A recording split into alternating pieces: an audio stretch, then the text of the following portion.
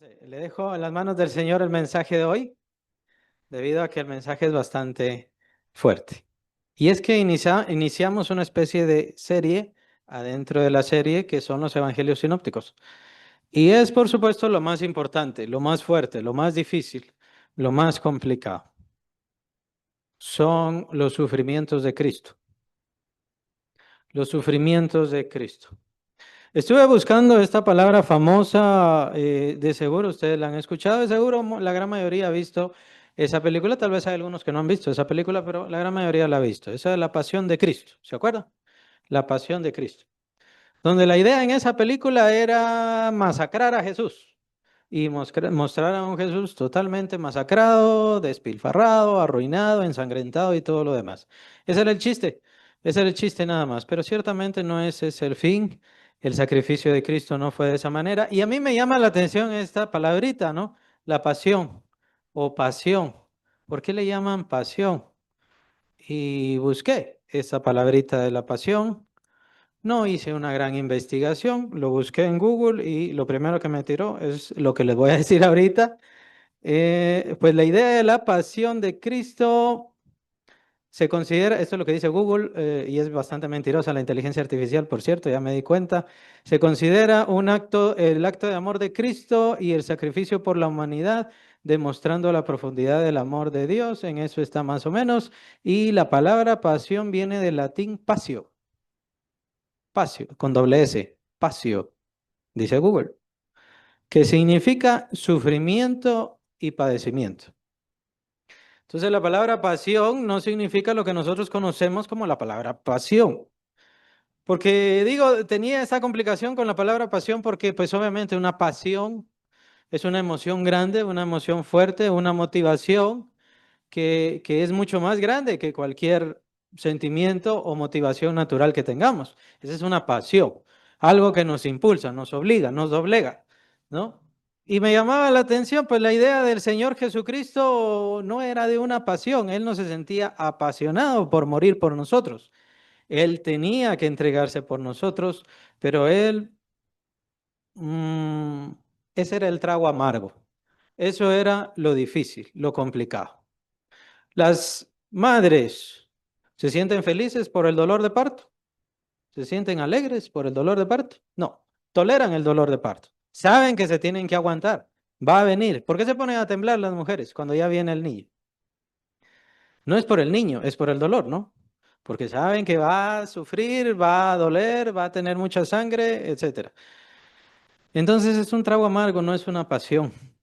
Ahora, a eso que le llaman pasión, se supone que inicia desde el jardín del Getsemaní, desde el huerto del Getsemaní. Es ahí donde empieza el sufrimiento de Cristo. ¿Se recuerdan los lamentos del Señor Jesucristo, donde Él tiene esto que se llama hematidrosis, donde Él empieza a sudar sangre? Y esto es porque está orando con el Señor Jesucristo, con el Padre Celestial, está rogándole al Padre Celestial que le dé fortaleza, que le tranquilice, que le dé ánimo, que le dé paciencia. Sabe que ya en pocas horas Él será entregado. Y eso es el sufrimiento del Señor Jesucristo. El sufrimiento del Señor Jesucristo significa que será entregado a la voluntad, a los malos pensamientos, a todo el deseo de la impiedad, a todo lo que provoca el pecado en el ser humano. Y es lo que vamos a ver en todos estos personajes. Los custodios que cuidaron a Jesús, los sacerdotes que acusaban a Jesús, Pilato, Herodes, que supuestamente lo juzgaron. Pilato incluso lo quería absolver, pero también el mismo Pilato que pareciera el bueno de esta historia, que se da a él mismo a entender como el bueno de esta historia, él mismo hace cosas terribles. Y por supuesto los soldados romanos, que son los que hicieron la tortura más espantosa de Cristo y por supuesto la ejecución en la cruz. Esta serie de la pasión pues llega a culminar ciertamente en la sepultura de nuestro Señor. La crucifixión es el momento y es el evento más terrible, pero ya va a llegar a su tiempo. Los sufrimientos de Cristo no empiezan ahí. Los sufrimientos de Jesús empiezan en ese huerto de Getsemaní, en el Monte de los Olivos. Era un monte muy visitado por el Señor Jesucristo y sus discípulos. Ahí iban mucho tiempo, muchas veces iban los discípulos. Y el Señor Jesucristo pasó muchas noches ahí. Los evangelistas incluso mencionan que ahí pasaban la noche y después regresaba al templo. Ya de día regresaba al templo en donde seguía predicando, seguía enseñando, seguía haciendo milagros, seguía haciendo manifestaciones. Y después en la noche regresaba al Monte de los Olivos. Es una situación y cuestión muy, muy humilde de Cristo Jesús. En su condición, él no tenía hogar, no tenía un lugar fijo. A veces lo invitaban, a veces lo llevaban a sus hogares y le daban y le entregaban a él y a sus discípulos, y ahí era cuando le iba bien. Ahí era cuando recibía muchos beneficios de las personas, pero aún así él tenía que seguir su camino, donde sus únicas posesiones eran su túnica y su manto. Y aún eso lo va a perder. El sufrimiento de Cristo nos habla de su humillación, de su entrega, de su compromiso por nuestra salvación, de su entrega total, porque nosotros lleguemos a ser hijos de Dios. Ya está en cada corazón qué tanto están agradeciendo ese sacrificio y ese sufrimiento. En cada corazón. Entonces los discípulos estaban en el huerto del Getsemaní. El Señor estaba en el huerto del Getsemaní y entonces se va aparte, quería orar. Quería orar y entonces toma solamente a Pedro, a Juan y a su hermano Jacob, al hermano de Juan, a Jacob, sus tres discípulos de confianza, y empieza a orar. Se lleva a sus discípulos, le dice, quédense aquí ustedes orando, yo voy a ir un tanto más allá solo y voy a estar orando. Conocemos las palabras del Señor Jesucristo. El Señor entonces se aparta, se arrodilla delante del Padre Celestial y entonces le dice, si es posible, aparta de mí esta copa, aparta de mí esta copa. La oración del Señor Jesucristo era muy específica. Algunos no saben si se refería a los sufrimientos. Algunos dicen, es que estaba hablando sobre la tortura y los sufrimientos que venían. Otros dicen, no, el Señor no tenía temor de eso, el Señor no tenía problema con eso. El Señor estaba hablando de los pecados que caerían sobre él. Al final, al final, el tiempo es el mismo y la situación es la misma. No podemos pensar en un Cristo humano que no tuvo temor a la muerte. No podemos pensar en la humanidad de nuestro Salvador que no tenía temor al dolor o que no quería sentirse y ser tomado por las manos de todos estos falsos, todos estos mentirosos. Pero por supuesto, la carga de sufrimiento, el gran peso de dolor que venía sobre Cristo Jesús sería sobre su espíritu, sobre su ser espiritual. Sería el logos, sería el cuerpo de Cristo quien cargaría los pecados de todos. Él sería convertido en pecado. Al que no conoció pecado, lo hizo por nosotros pecado, dice el apóstol Pablo, capítulo 5 de 2 Corintios. Al que no conoció pecado, por nosotros lo hizo pecado para que nosotros recibiéramos la justicia de Cristo, recibiéramos la justicia de Él. Todo esto estaba atormentando a Cristo. Ya eran los momentos cercanos. La vida de Cristo tenía una sentencia desde antes de su nacimiento. Los sufrimientos de Cristo fueron muy bien elaborados y detallados por el profeta David. Es cierto que ustedes le conocen como el rey David, pero en realidad es el profeta David. Y su gran obra fue como un gran profeta de Dios. Y por supuesto, el profeta Isaías. Ahí están los sufrimientos. Capítulo 53. Nosotros le tuvimos por herido de Dios, por azotado por Dios. No, no, no, dice el profeta. Él fue herido por nosotros. Porque sobre él cayeron nuestros errores, nuestros hierros, dice el escritor. Todo lo que nosotros fallamos contra Dios cayó sobre él. Y el castigo de nuestra paz fue sobre él. Hermanos, muchas veces nosotros nos sentimos mal porque el Señor nos castigue. Y es que tenemos que ordenar los términos. Dios nunca nos castiga. Dios nos corrige. Dios busca que corrijamos nuestro camino. Dios nos llama la atención como un padre a su hijo al cual ama. Así es como nos trata. A Cristo no. Cristo sí recibió el castigo por todos nuestros pecados, por toda nuestra desviación, por toda nuestra rebelión, sí cayó sobre él. Él sí fue tratado como un preso, como un malhechor, y así fue castigado por nosotros. Estaba a punto de pasar. Ya estaba a algunas cuantas horas de que vinieran entonces estos a tomarle y el Padre Celestial lo iba a entregar porque es parte del sacrificio. ¿Se acuerdan aquella gran petición que le hace Dios a Abraham?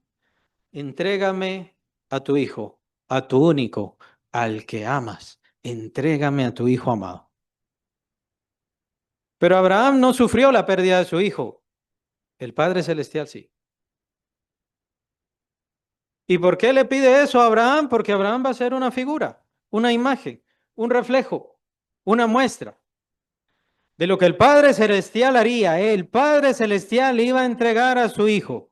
Y estos eran los últimos momentos antes de esta copa, antes de ese gran sufrimiento que debía sufrir nuestro Salvador, los últimos momentos que tenía con el Padre Celestial. El Señor Jesucristo no estaba diciendo, quítame esta copa. El Señor Jesucristo no estaba diciendo, no quiero padecer esto.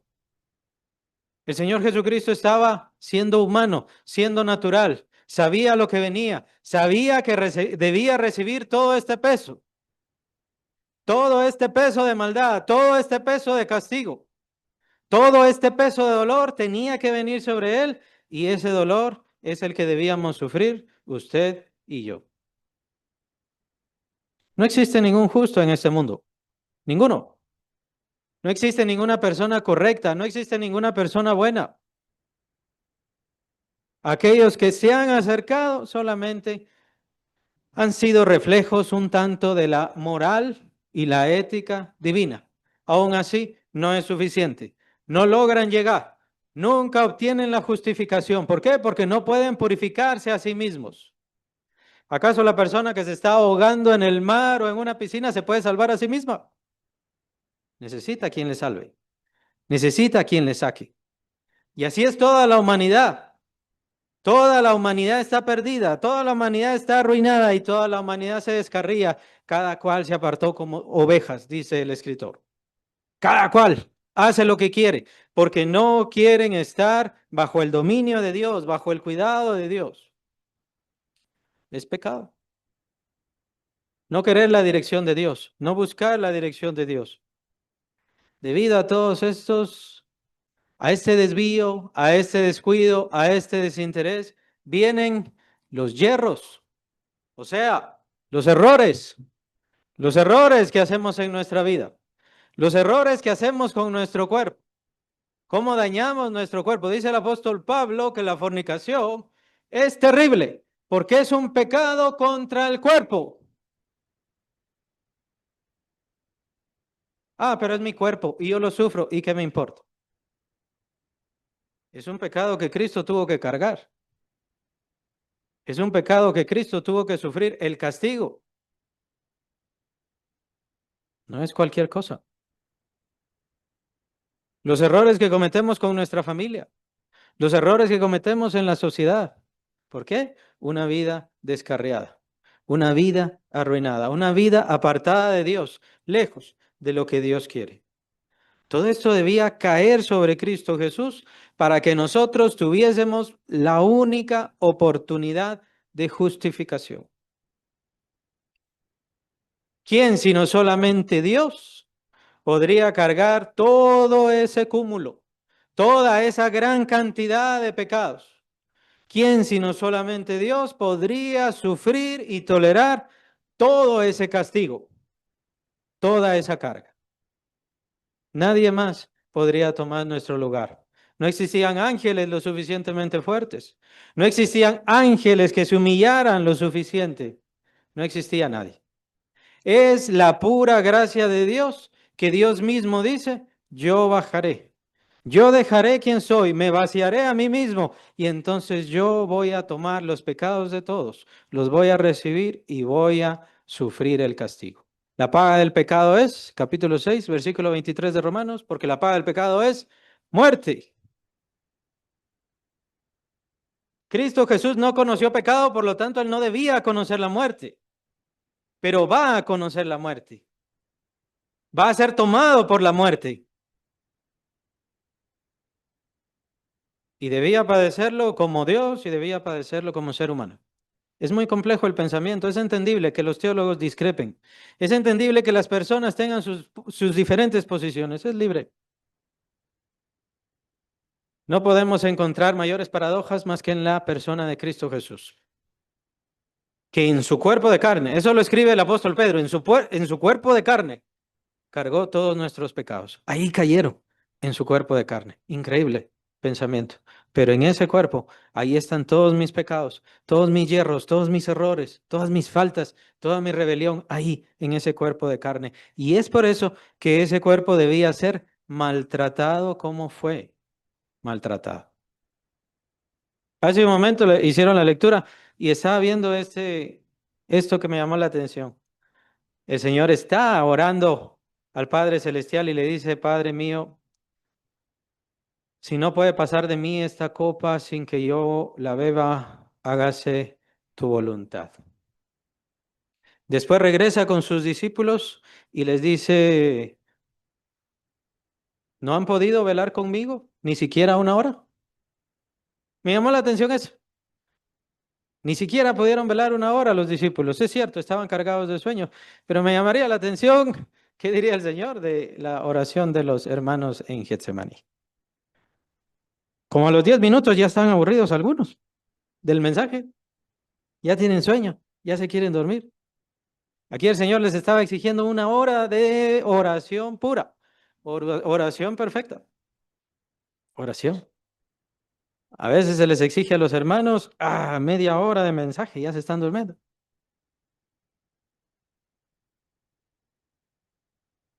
Increíble, la semana pasada estábamos todos bien y ahora se está discutiendo en el mundo a ver si ya empieza la Tercera Guerra Mundial. Lo que me llama la atención es que ni aún así empiezan a orar y se esfuerzan a orar. ¿Cuánto deberíamos estar orando si ya está por empezar la Tercera Guerra Mundial? ¿Cuánto deberíamos estar orando? ¿Cuánto deberíamos estar intercediendo? ¿Cuánto deberíamos estar cambiando en nuestra vida? Miren, hermanos, no podemos jugar con Dios. Si el Señor lo encuentra alguno jugando con el pecado, muy probablemente se quede sin Cristo por toda la eternidad. Tenga cuidado, tenga cuidado.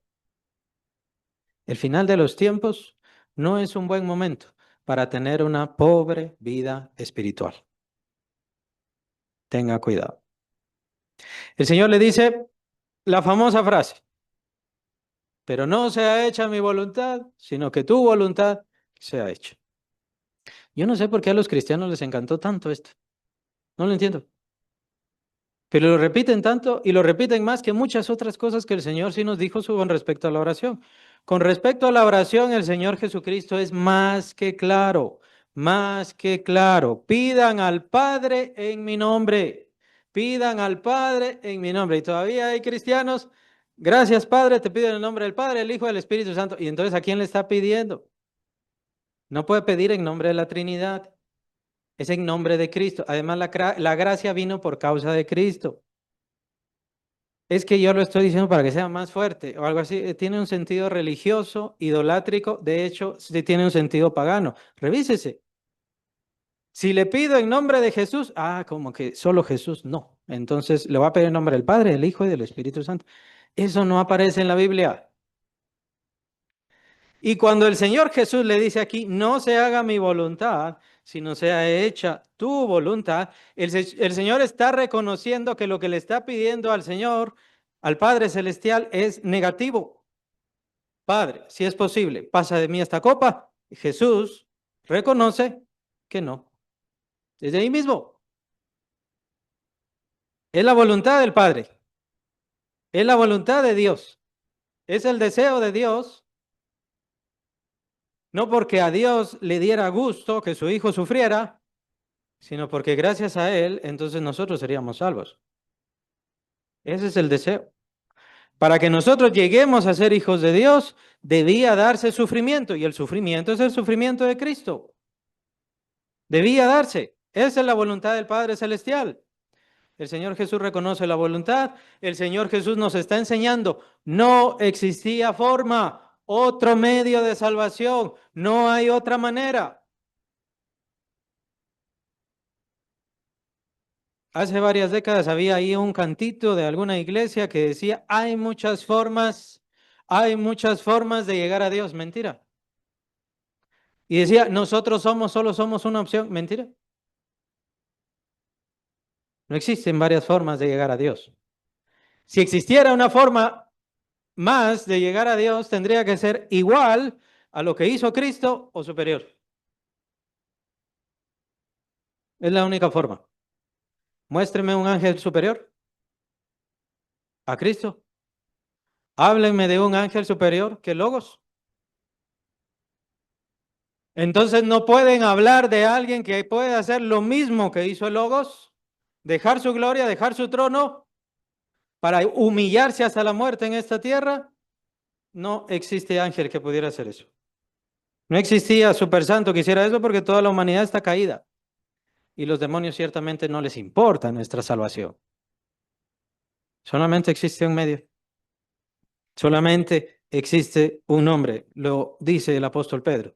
Solo hay un nombre debajo del cielo en el cual podamos ser salvos.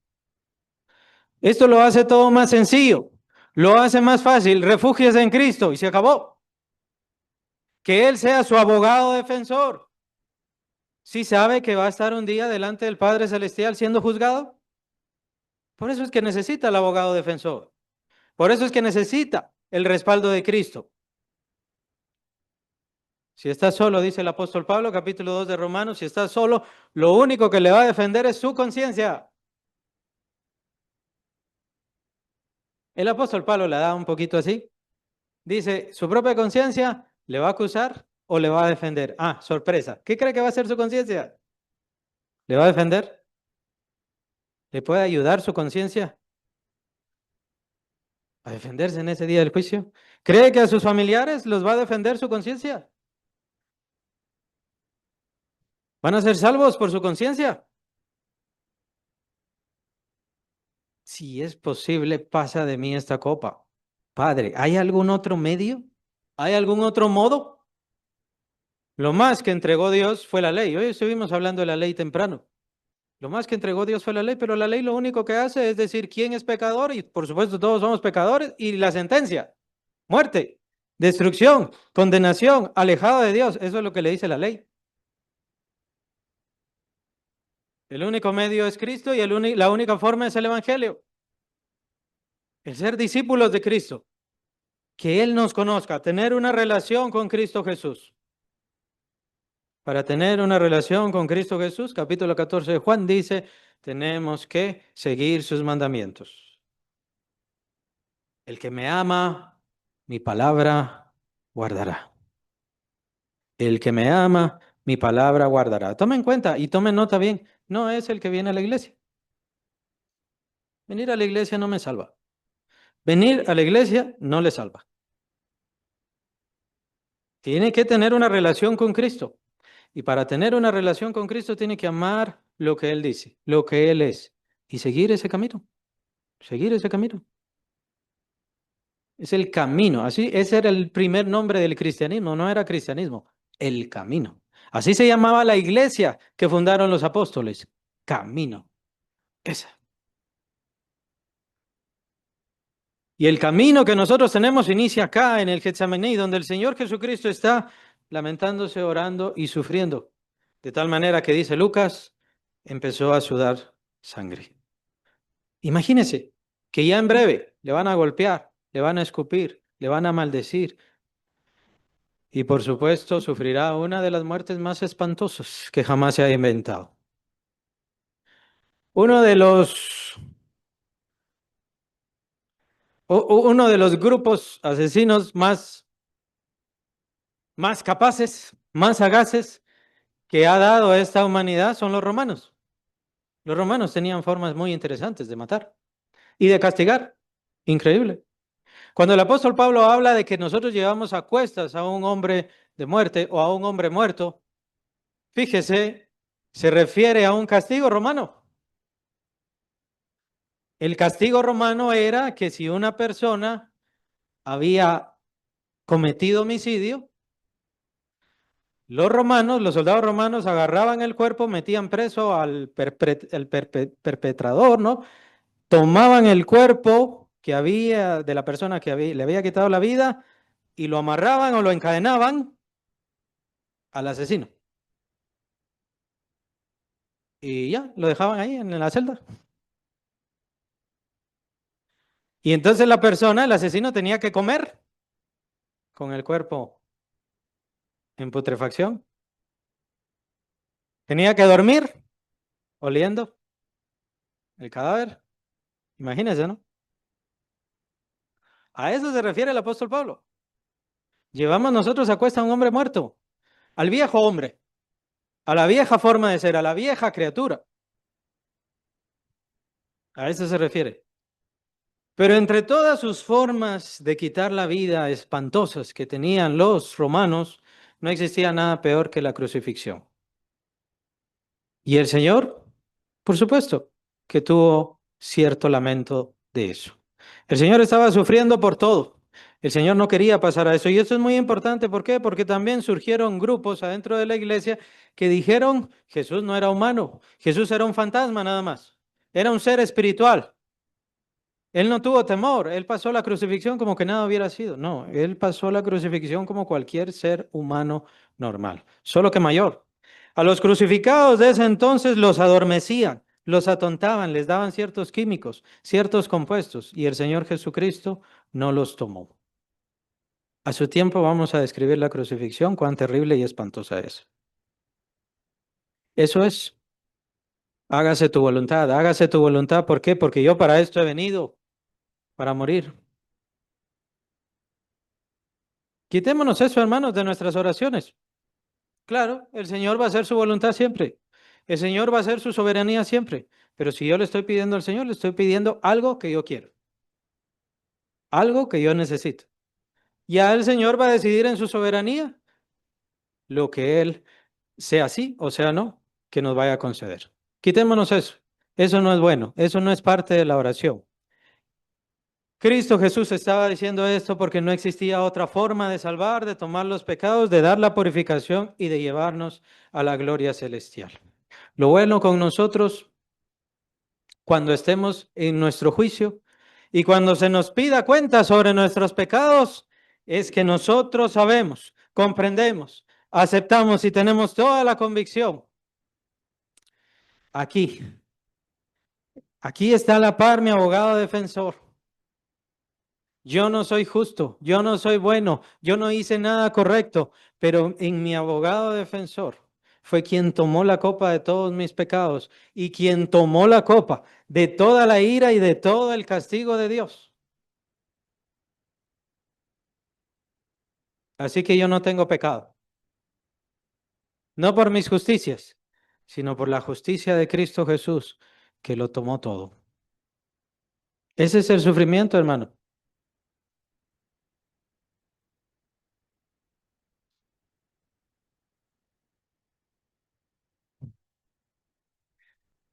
Pensemos, hermanos, no es cualquier cosa ser cristiano.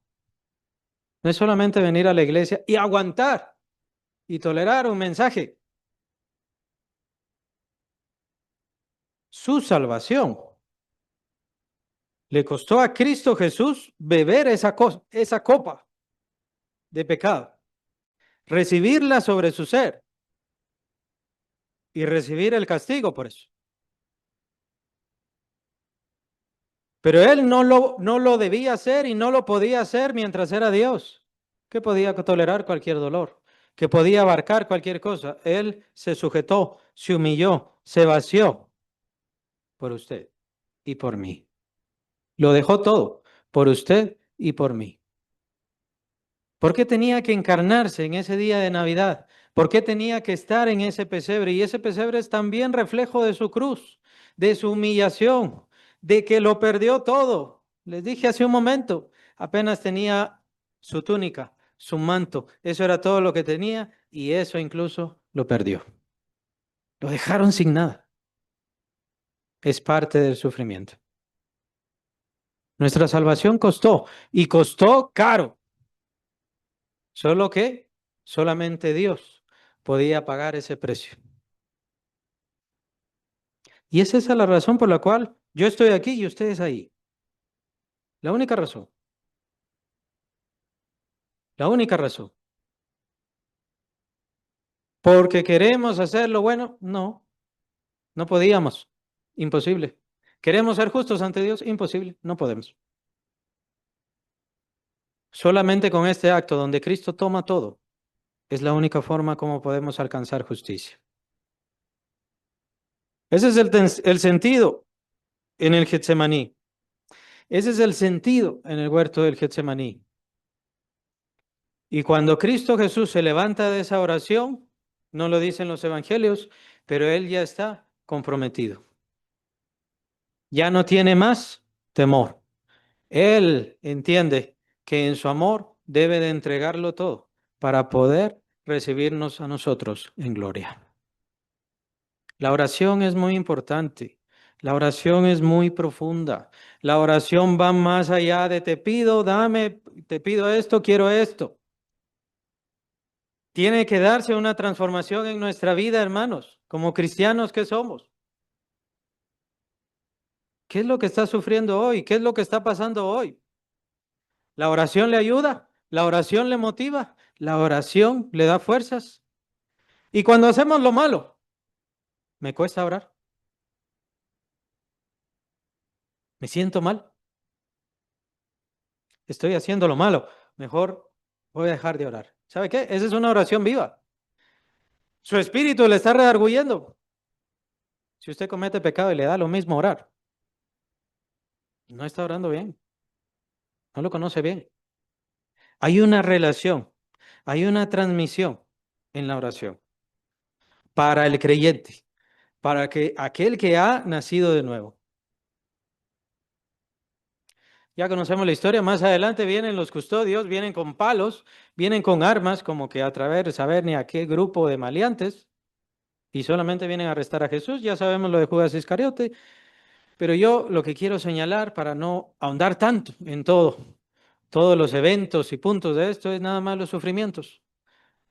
Toman a Jesús los custodios que venían con los sacerdotes, con los fariseos, y estos custodios son los que empiezan a lastimar, a hacer daño al Señor Jesucristo. Lucas 22, 63 al 65 dice, y los hombres que custodiaban a Jesús se burlaban de él, y le golpeaban. Y vendándole los ojos, le golpeaban el rostro. Y le preguntaban diciendo, profeta, ¿quién es el que te haya golpeado?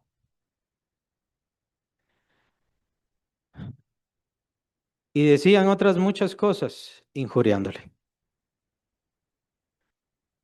¿Qué es el sufrimiento de Cristo? El sufrimiento de Cristo es cuando el Hijo de Dios, el Señor Jesucristo, es entregado en manos de inicuos, en manos de impíos, en manos de la maldad. Podríamos decir que a estas personas se les metió el diablo, así como pasó con Judas Iscariote, y que por eso empezaron a maltratar hacia Jesús. Podría ser, pero eso es liberarlos muy fácilmente.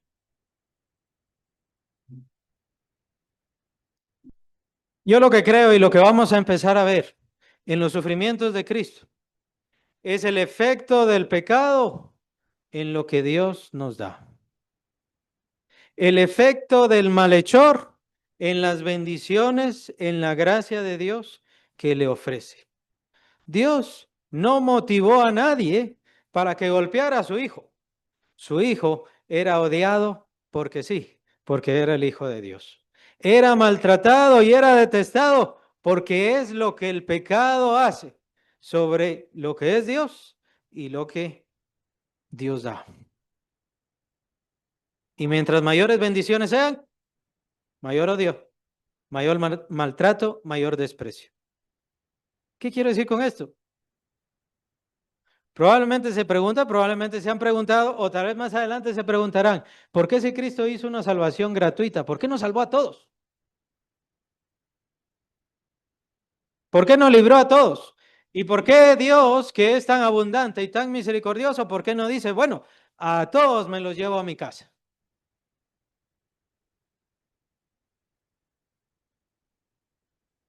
Porque no cambiarían ni aún así. Se lo digo un poco más brusco, porque Dios no quiere perros en su casa.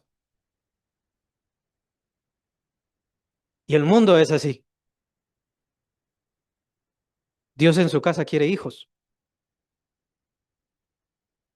Dios en su casa quiere hijos transformados, lavados, renovados por la sangre y la esencia de Cristo Jesús.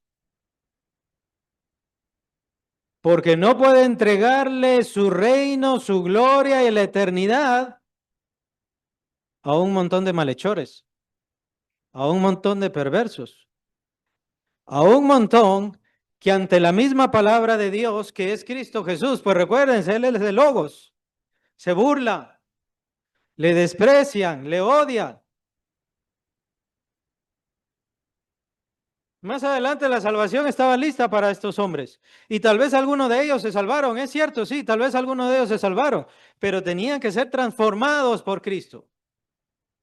Ese es el filtro de la iglesia. En la iglesia usted viene a ser filtrado y el pueblo viene a ser filtrado. ¿Quién de verdad es transformado por Cristo Jesús? ¿Y quién quiere y pretende jugar con Cristo? Vean, estos estaban jugando, le vendaron los ojos a Cristo. A ver, dinos, ¿quién te ha golpeado? El ser humano, ¿han visto cómo pretende jugar? ¿Cómo juega con su alma como que no fuera nada? Ahorita no puedo aceptar a Cristo porque ahorita me voy a dar la gran vida. Tengo juventud, tengo salud, entonces voy a darme la gran vida. Después, voy a aceptar a Cristo. Pretenden jugar. Claro, nosotros tenemos que pedir por esas personas, por esas pobres almas. Que Dios siga teniendo misericordia y que les siga llevando su palabra. ¿Saben por qué?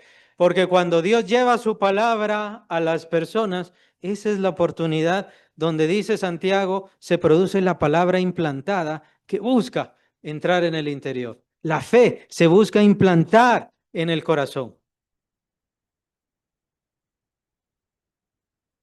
Estas personas no creían en Cristo y no conocían a Cristo, no conocían ni siquiera de quién se estaban burlando. Porque eso es lo que hace el pecado. Nos vuelve ciegos. Eso es lo que hace la maldad. Nos distrae. Tomamos las cosas de Dios y pensamos que es un juego, pensamos que es un chiste, pensamos que no vale nada. No me malentienda, la salvación es completamente gratuita, pero ustedes y yo, todos hermanos, tenemos que mantener la fe que hemos recibido, la fe. Somos participantes de Cristo con tal que retengamos firme hasta el fin la confianza del principio. El escritor hebreo lo dice en el capítulo 4.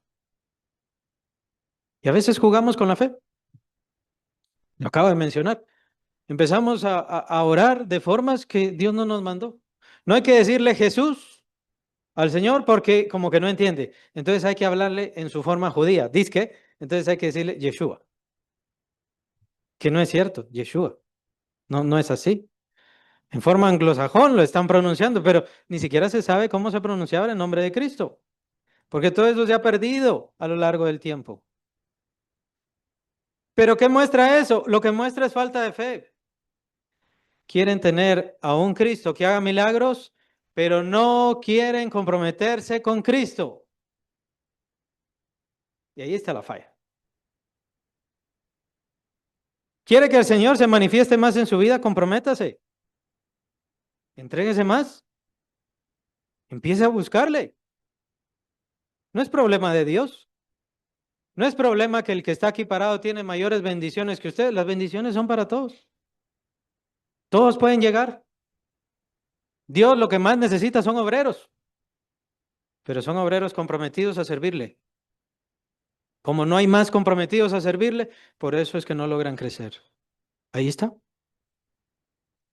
Teniendo que ser ya mayores, hermanos mayores, que ayuden, que colaboren y que bendigan, todavía se queda. ¿Por qué? Porque no hay compromiso. Cristo Jesús estaba totalmente comprometido con nuestra salvación. Él no estaba feliz que lo maldijeran. Él no estaba feliz que se burlaran de él. Él estaba comprometido con nosotros. Si todo esto tengo que pasar con tal de salvarte, lo voy a hacer. Y no me duele. Y no me cuesta. ¿Qué es lo que escribe el autor de Hebreos, capítulo 12? Puesto el gozo delante de él, dice. Sufrió la cruz. Puesto el gozo delante de él. ¿Cuál cree que es ese gozo? ¿Qué cree usted que ayudó a Cristo mientras estaba ahí en la cruz? Usted y yo. Nosotros, naciendo de nuevo. Nosotros, los hijos de Dios, entrando a su gloria. Vamos a seguir viendo los sufrimientos y nos vamos a dar cuenta que a Cristo no le quedó nada. Solo le quedó la esperanza de lo que venía, su recompensa, que fue lo que gritaron aquellos grandes misioneros. Dejen que Jesucristo reciba toda la recompensa de su sacrificio. Su recompensa somos nosotros.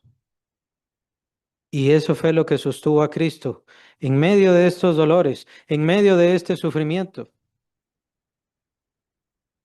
en medio de entregarlo todo por nosotros. ¿Sabe, hermano? El Señor no quiere que sigamos mandamientos, mandamientos, mandamientos. El Señor lo que quiere es que tengamos un compromiso con Él. El Señor no es feliz con que el mundo nos desprecie y que lo perdamos todo. Al Señor lo que le agrada es que nuestro compromiso sea mayor que todo lo que tenemos, incluso aunque perdamos todas las cosas, incluso la vida, pero que nuestro compromiso se mantenga firme. Y para eso está aquí, para aprender más, para comprometerse más, para entregarse a más. ¿Estamos entrando a más guerras, más conflictos, más problemas? ¿Cómo está su compromiso? Si viene la devastación sobre el mundo, después ya sabemos qué reino es el que viene, quién viene a reinar y cómo viene a ser sujetado este mundo. ¿Cómo está su compromiso? Su compromiso tiene que ser mayor. Ese es su esfuerzo, ese es su ánimo y eso es lo que debemos hacer acá. Aprender de nuestro Señor Jesucristo, que nuestro compromiso sea inamovible, que nada lo pueda sacudir. Por Cristo Jesús lo voy a dar todo, así como Él lo dio todo por mí. Que el Señor les bendiga.